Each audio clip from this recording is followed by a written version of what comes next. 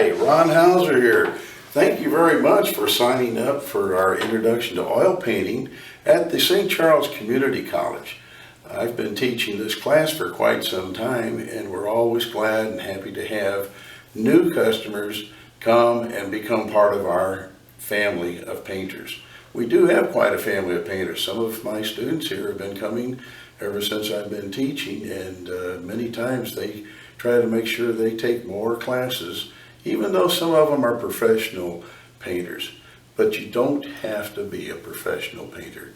You don't even have to have ever painted before, because I guarantee you, when you take my class, I will show you all the right steps to become a very good professional oil painter, or just one to satisfy your hobby wants and needs. First of all, let me show you a few things on some of our supplies that we require for taking this class. First thing is you need a canvas. I require that you bring in a canvas no smaller than a 16 by 20. This is an 18 by 24. You can bring in one larger, but if we go anything smaller than a 16 by 20, it's very difficult for us to do what I plan to show you how to take and transfer a picture out of a magazine or a photograph to the canvas. Now, speaking of that, we do require that you pick out of a magazine or out of your family photos or whatever you have around that you would like to pick a picture. You can take it, but I want you to take and make 2 copies of them. 2 very nice, good color copies. If they're colored, they're black and white, that's fine. We prefer you really to get into color, because oil painting is a spot where you're going to really enjoy playing with the colors. Take those copies. You can make them at Office Max or one of the other art supplies or office supply places. But make 2 of them, and they have to be 8 by 10s. And we take them 8 by 10s, you put them back to back, and then you laminate them. And the reason we do this is because that's the process we're going to use to be able to get you to transfer that picture almost perfectly and make it correct for you to paint it, and you'll be very happy and pleased when you're finished. It will look like Aunt so-and-so, or little cousin Johnny, or the horse that you loved, or a train, or a plane, or whatever. It doesn't matter. If you can think of it, we'll get you to do it properly. But what we're going to do when you make that copy, we're going to have you take, and we can just use this for an example. This is Lou Brock right here that I've been painting. This is an 8 by 10. Now, if I have this same print on the other side and we have it laminated, we're going to take and make measurements and squares. We're going to do a grid system on here by making these grids all 1 inch. And we're going to start from the middle. So we're going to go down the center this way, horizontal and vertical, and then we'll go 1 inch out on all sides and 1 inch up and 1 inch down. That way you'll end up with the picture with 1 inch squares. If we transfer that over, we can use a 16 by 20, and it will be almost perfect to go into 2 inch squares. So we will be transferring that square system on the grid from a 1 inch to a 2 inch. If we go to the 1824, it'll be 2 plus a few inches. I think it's 2 1/4, something like that. That way, what you do, and some of you may have remembered in school, high school, grade school, you may have used this system to do some simplistic picture painting or drawing. But we're going to use it because you can take and make some very, very nice pictures. Okay, along with that, there's certain other supplies you're going to need. You're going to need a palette, okay? You can use anything. This is just an old plastic lid to a plastic shoebox. If you got an extra one around, doesn't matter, use it. Bring some saran wrap or foil, wrap it over this, and then you put it back in your carry case, and you won't lose your paint. By the way, oil paints can be stored in your refrigerator or the freezer. and you can use them. You let them thaw out, say the day you're going to be painting, and thaw out, and it will keep them very nicely. There's a couple other examples that I've got. This is just a simple little small tackle box except for accessories, and I've used this. It works out very nice because I can compartmentalize some of my paints and then use them to mix. Okay, here's another one. It's very simple, just a small little box. Okay, looks kind of messy, but that's the way it is. Oil painting is messy. And here is an example. I've got people that say, well, how often should I take and change that out and clean it out? You don't have to. This is a piece of oil paper that I had on one of my palettes for over 3 years.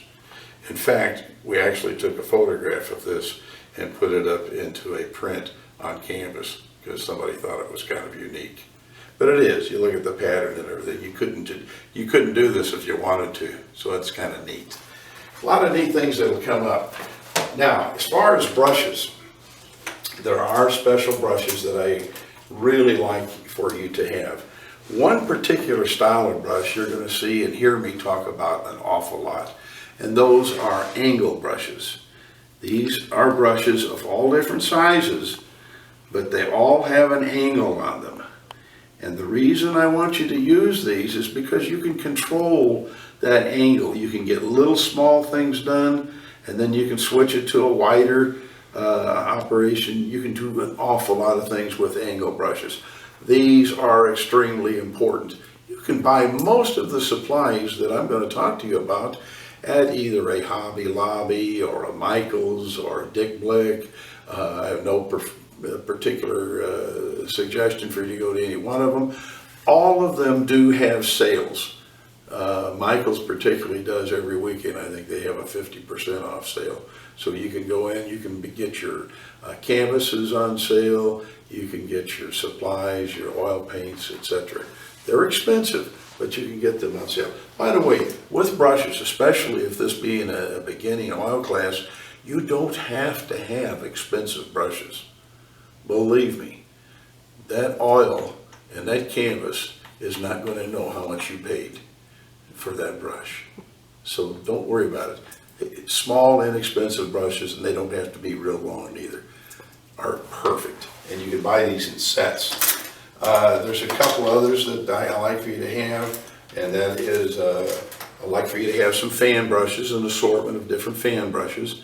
These will give you some different textures that you will want to use. Here are two very important types of paint brushes, and these are just basic old household brushes. One, again, it's an angle brush, and just another basic brush, and you can have some even larger or smaller. We use these for feathering out colors and actually blending the paint in to make certain scenes and certain textures and certain feelings of the paint. So you'll find out when you're in my class, you'll be using a household brush an awful lot. Now, containers. We all have containers. I will tell you, if you've got anybody in your family that still has a baby, the baby food jars are perfect because you can put the lid on them and they're just wonderful. They will shut and they will close.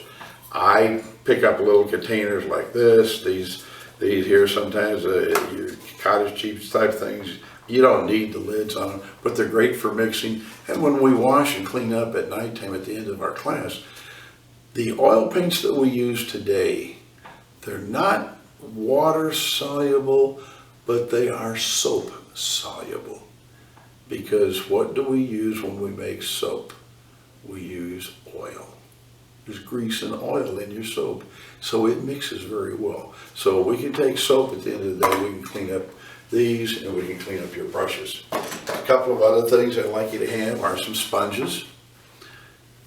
Just plain old natural sponges work fine. Synthetic sponges work fine. We use them sometimes for different textures, for different styles of painting. You do want to bring in several old cloths, some paper towels if you like, whatever. Another thing that you do want to have is, remember me talking to you about making that grid. I want you to have a permanent marker. This is a permanent Sharpie, black, because this is what you're going to take and make that grid on the 8x10 glossy. Remember, you're going to have these done up with a gloss finish on both sides. Okay, you can take and put that on there and it will stay permanently only on one side. You're going to have two pictures the same, one on each side, laminated. Okay, but now once we transfer that to the canvas, we're going to use a pencil, and that pencil I have in some of my supply lists on the internet and everything suggests that you use it's kind of a charcoal type pencil. You don't really have to unless you're really good with this. You're going to get it all over your canvas, you'll get it all over yourself. You can use a regular pencil. It's a regular pencil, doesn't have to be anything special. Don't press on it real heavy, but when you put it on there, we are going to take and use the magic marker after you're through doing your grid. The grid is going to be done in pencil. The drawing will be done in pencil. But when you're finished with the drawing, you're going to take the magic marker and you're going to trace over the picture only. Okay, that way we'll take and clean off the pencil marks on the grid and you're just going to see that drawing on there. That's going to be your guide. It's kind of going to be kind of like using a coloring book, so to speak. It's designed to bleed through. Has anybody ever had a child take a magic marker and draw on the wall and then you try to paint the wall? You can't cover it up. You have to go get Kills or something to cover it up. I have a process that I will tell you in the class how we cover that up eventually. By the way, one thing that I want to talk to you about, and it's very important, and that is your turpentine. This is a brand name, Turpenoid. You will find that I'm leaning towards this more than anything else. It's a great product. It's an odorless product. If somebody brings in regular turpentine, I will know it in 5 seconds. They'll open up that can and everybody in the class starts getting sick because they've got open turpentine.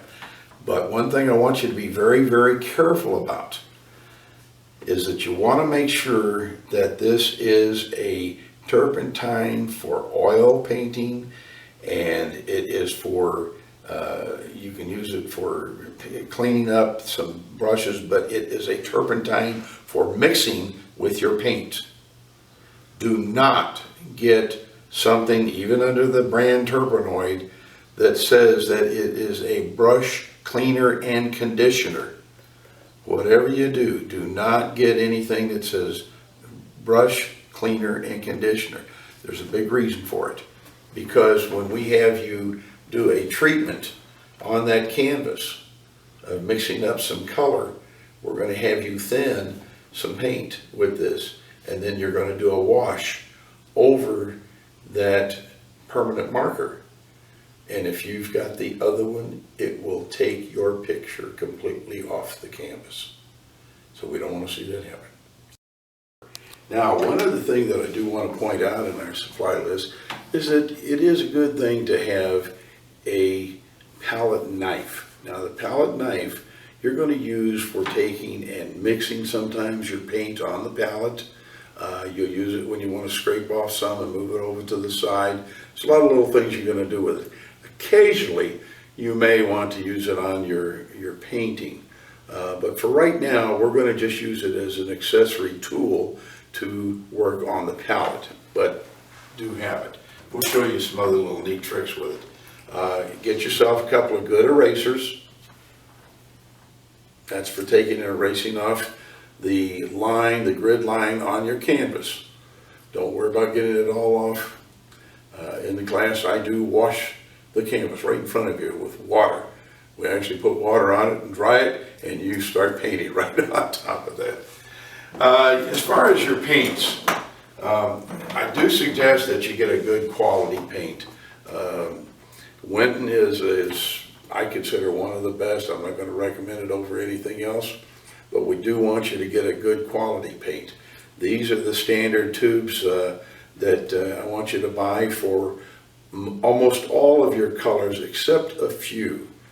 If you have an existing oil painting set, which is a small little set that you got at Walmart, you know, I'm going to tell you, you're probably going to have problems if you bring those to class, because they're not going to be up to standards, and you're going to find they don't cover as well. And many times you'll have more colors than what you need, and you won't have some of the colors that you do need. Okay, so we do have a full list of colors that we require. We want you to have like a phthalo blue. We'd like you to have a cadmium red hue. There's a sap green. There's a winter green. There's a few other colors there. You've got an Indian red. I'm one of the few artists that like you to have an Indian red. We do an awful lot with Indian red because we can make it into other tones for flesh. You do need a flesh tone color. This I have you get in a large tube, and that would be your burnt umber and your raw umber. You have a burnt umber and a raw umber, and then you have also a burnt sienna and you have a raw sienna. Those two, I suggest that you get those in the large tubes because you will use those an awful lot. One other thing I do want to point out when you're looking for pictures, artists, if you're really into painting a lot, you save little magazines to look around. There's a magazine that was on the grocery store. I happen to like that Marilyn Monroe picture. I don't know. I might paint that Marilyn Monroe picture someday. There's just something neat about it. But when you see a picture, grab it, take it. Unfortunately, I am one of those guys that tears the pictures out of the magazines at the doctor's office. I'm bad about that, so please don't show this to anybody. This is one of the magazines that's free from the state of Missouri. It's the Conservation Magazine, and you'll find some neat photographs in there. There's all kinds of magazines out there, so do get them, look at them, use them. This is one last little palette that I want to show you, and I just recently picked this up, and it's just strictly a little palette that you would take and put a notebook in. But what's nice, look how thin it is, and it's got a lock on it, and you can put some little crib notes up here. But what I do here is that I've taken a piece of plastic and I've laid it over, and at nighttime when I'm done, I'll just put that right down over my paints and then close it up, lock it, put it up. It's perfectly good to go the next time. So there's pretty much a thing about your supplies. I do have a case right here that I carry a lot of my stuff in. This is actually a toolbox. I've had it for almost 20 years now. I put most of my supplies and stuff in here, and it's on rollers, and I carry it around with me. There's all different kinds of things like this. You can get just a regular carry rack and put a box in it and put your tools in there. You're going to find out that oil painting is going to require you to have a lot of things. So you will want to carry all of your things in a nice container so you're not having to carry it over your back. There's different things that you can get for putting your canvases, even when you paint them. I've actually had a contest in some of my classes where I tell them to go out and get a mirror moving box from U-Haul. Perfect. Take and put it together. I have everybody either painting it, going out and getting contact paper, decorating them, and you can take and make a handle on it. But the nice thing is you can take little stick pins that you would use for a bulletin board, and you stick them on all four corners of your painting, and you can drop them down in there with a little filler board, and you can put two paintings face to face, and they don't smear. So those are some of the things. These are the basic supplies. I want to thank you again for considering and coming to join our class. I think you'll have a wonderful time. I don't just sit around, I don't go outside and take a lot of smoke breaks or anything. I stand and I sit with every one of the students continually for an entire 3 hours in the class. So you get my undivided attention. I'm very happy to be here. I've enjoyed the staff at the St. Charles Community College. They're wonderful people to be with. And we do have a great little art show that we just got through with here. And the students are able to put their paintings up. And I've got to tell you, I'm really happy that a lot of my students have won first place and second place and third place. And it just thrills me to death. And some of them were people that had never painted a thing before. And we do have a few that are artists that have been painting longer than I have, but they still think they've learned something. So thank you very much. Adios, and we'll see you in class. Bye.